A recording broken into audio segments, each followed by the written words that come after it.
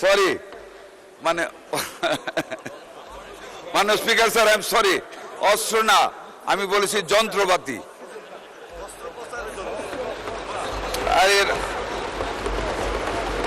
মাননীয় স্পিকার, অস্ত্র পাচারের জন্য যন্ত্রপাতি, যা দরকার তাই তো বলবো। ডিস্টার্বিং, বেশি হুইপিং করো না। বিসমিল্লাহির রহমানির রহিম। ধন্যবাদ মাননীয় speaker. The patient head died before the doctor arrived. ছোটবেলায় যে সেন্টেন্সটি পড়েছি মাননীয় স্পিকার, তখনকার যে পরিস্থিতিতে সেই সেন্টেন্সটি তৈরি হয়েছে, আজকের বর্তমান বাংলাদেশেও আমরা সেই বেহাল অবস্থা থেকে, স্বাস্থ্যসেবা থেকে বের হতে পারিনি। আর এই উপজেলা স্বাস্থ্য কমপ্লেক্স শুধুমাত্র বাংলাদেশে, আমার এলাকা নয়, সমগ্র বাংলাদেশের একই চিত্র মাননীয় স্পিকার। মাননীয় স্পিকার, কিছুদিন আগে আমাদের স্বাস্থ্যমন্ত্রী, মাননীয় মন্ত্রী মহোদয়ের কাছে আমার উপজেলার ছাত্রদলের একজন ফোন করেছিল। মাননীয় মন্ত্রী মহোদয় খুবই আন্তরিকতার সহিত, ধৈর্যের সহিত তার অভিযোগ শুনেছেন এবং তিনি দূরত্ব জানতে চেয়েছেন উনি সেখানে গিয়ে সমস্যার সমাধান করতে পারবেন কিনা। মাননীয় স্পিকার, আজকে আমি ৭১ চ্যানেলের একটি সংবাদ দেখেছিলাম। আমাদের মাননীয় সদস্য প্রশ্ন করুন। জি জি, আমাদের সেখানে স্বাস্থ্যসেবা নিয়ে জনগণের বেশ উদ্বিগ্ন। সেখানে নদী ভাঙ্গা একটি কবলিত এলাকা, যেখানে সবসময় নিম্ন আয়ের মানুষরা থাকে, প্রকৃতির সাথে যুদ্ধ করে যাদের প্রতিনিয়ত বসবাস। তো তাদের স্বাস্থ্যসেবা নিশ্চিত করার জন্য তারা ঠিকমতো সিট পাচ্ছে না এবং সেবা পাচ্ছে না। তাদেরকে যে কোনো চিকিৎসার জন্য তাদেরকে নোয়াখালী সদর হাসপাতালে যেতে হয় মাননীয় স্পিকার, সেটা তাদের জন্য খুবই ব্যয়বহুল। তো আমাদের এই সেবা কতদিনের মধ্যে আমরা নিশ্চিত পাবো? স্বাস্থ্যসেবা, অবকাঠামো সেবা, চিকিৎসা সেবা নিশ্চিত হবে মাননীয় স্পিকার। ধন্যবাদ আপনাকে। মাননীয় মন্ত্রী, কতদিনের মধ্যে পারবেন? মাননীয় স্পিকার, মাননীয় সংসদ সদস্য স্বাস্থ্যসেবার অনেক গভীরে গিয়ে স্বাস্থ্যসেবার বেহাল দশার অবস্থা প্রত্যেকটি উপজেলা হাসপাতালেই বা সারা দেশব্যাপী উল্লেখ করেছে। মাননীয় স্পিকার, আমি বিনয়ের সাথে আপনার কাছে একটু সময় চাই। আমরা, আমাদের সরকার অতীত থেকে শুরু করে এখন পর্যন্ত স্বাস্থ্য খাতে কি করেছে বা কোন জায়গায় এসেছে। মাননীয় স্পিকার স্যার, স্বাধীনতার মহান ঘোষক শহীদ রাষ্ট্রপতি জিয়াউর রহমান ক্ষমতায় আসার পর বাংলাদেশের নিম্নবিত্ত, মধ্যবিত্ত, আর্তপীড়িত জনগণের স্বাস্থ্যসেবা দেওয়ার লক্ষ্যে সর্বপ্রথম সারা দেশব্যাপী তৎকালীন প্রত্যেকটি ৩০ থেকে ৩১ শয্যা বিশিষ্ট হাসপাতাল স্থাপন করে জনগণের স্বাস্থ্যসেবা দেওয়ার জন্য দৃষ্টান্ত স্থাপন করেন।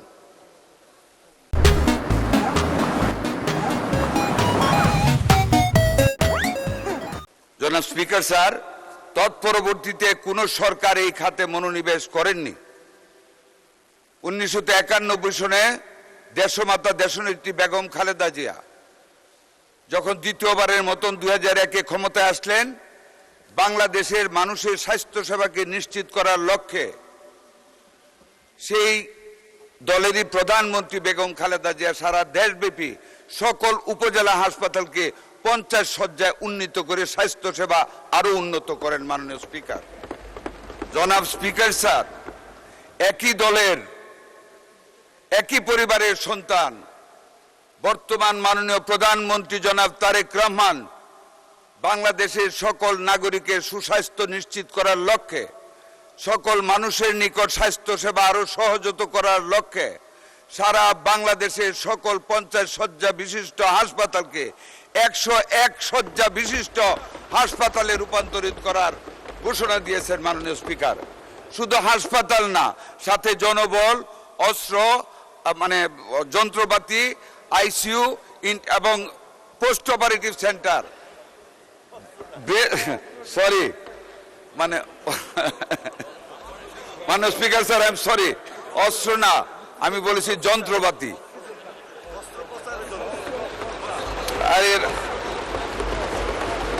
মাননীয় স্পিকার, অস্ত্র পাচারের জন্য যন্ত্রপাতি, এমনকি মাদার ব্রেস্ট ফিডিং কর্নারের পর্যন্ত প্রস্তাবনা রাখা হয়েছে। আমাদের মাননীয় প্রধানমন্ত্রী সেটা করেছেন।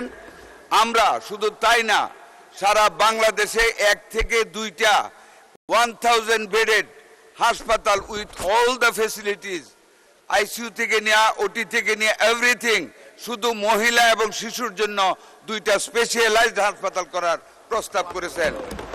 আরো 15 থেকে 20টা 1000 বেডেড হাসপাতালের প্রস্তাব রয়েছে, তার মধ্যে 5-6টির সম্মতি মাননীয় প্রধানমন্ত্রী দিয়েছেন। মাননীয় যা দরকার তাই তো বলবো, ডিস্টার্বিং, বেশি হুইপিং করো না। মাননীয় স্পিকার স্যার, আমরা আমাদের শিশু হাসপাতাল, শিশুদের অধিক সেবার লক্ষ্যে আমরা গতকাল 1000 crore টাকার বেশি আমাদের মাননীয় প্রধানমন্ত্রী ক্যাবিনেট মিটিংয়ে মঞ্জুর করেছেন। 10 তলা পর্যন্ত করা হবে, 8টি আইসিইউ বৃদ্ধি করা হবে, ওটি বৃদ্ধি করা হবে, আমাদের ওইখানে স্ক্যানিং মেশিন বসানো হবে, এইভাবে করবে। আমরা যশোরে আরেকটি হাসপাতালের ভিত্তিপ্রস্তর করা হয়েছে চাঁচড়াতে। মাননীয় স্পিকার, আমরা বাংলাদেশে আরো 5টি হাসপাতাল, খুলনা, রাজশাহী, রংপুর, বরিশাল, কুমিল্লা, মাননীয় স্পিকার আগামী 6 মাসের ভিতরে 200 শয্যা বিশিষ্ট 5টি শিশু হাসপাতালের উদ্বোধন করতে যাচ্ছেন মাননীয় প্রধানমন্ত্রী। এভাবে মাননীয় স্পিকার 8টি ক্যান্সার হসপিটালের মেশিনারিজ ইম্পোর্ট করা হচ্ছে, ফার্নিচারের টেন্ডার হয়েছে, ক্যান্সার হাসপাতাল আমরা উদ্বোধন করতে যাব মাননীয় স্পিকার। তারপরও প্রতিটা গ্রামে 1 লক্ষ স্বাস্থ্যকর্মী নিয়োগ দেওয়া হচ্ছে, যার মধ্যে 80% মহিলা নেওয়া হবে, মিডওয়াইফার, কেয়ার গিভার, নার্স। তাদেরকে গ্রামে গ্রামে মহিলাদের স্বাস্থ্য সেবা নিশ্চিত করার লক্ষ্যে, প্রতিটি মানুষের কাছে দৌড়গড়ে স্বাস্থ্য সেবা পৌঁছানোর লক্ষ্যে আমাদের সরকার অনেক পদক্ষেপ গ্রহণ করেছেন। মাননীয় স্পিকার, আপনাকে ধন্যবাদ। মাননীয় সদস্য মার্জিয়া বেগম, মহিলা আসন 38।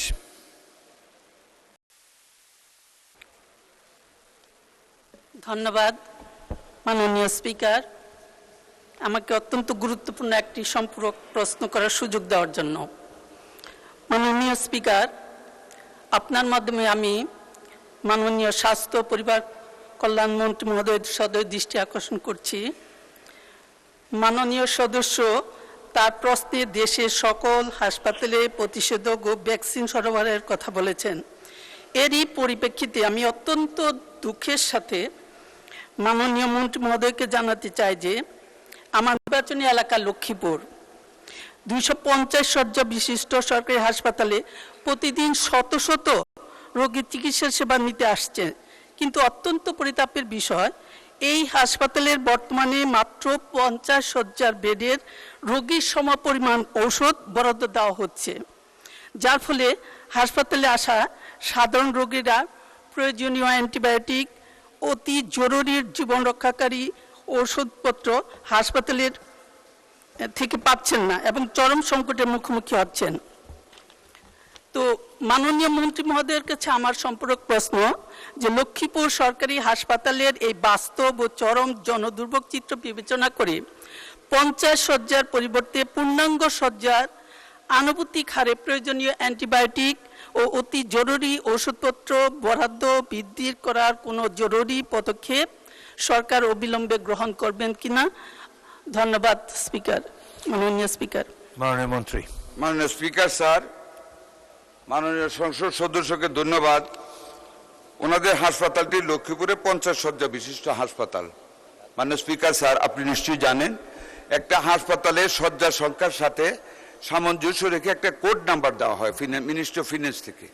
সেই কোডে 50 জনের জন্য যাহা বরাদ্দকৃত খাবার, যাহা বরাদ্দকৃত ওষুধ, যা বরাদ্দকৃত বিছানা, এইটুকুই দেওয়া হবে, এর বাইরে 300 রোগী হলে দেওয়া হয় না। মাননীয় স্পিকার, এই ব্যর্থতা বিগত সরকারের, ফ্যাসিস্ট সরকারের।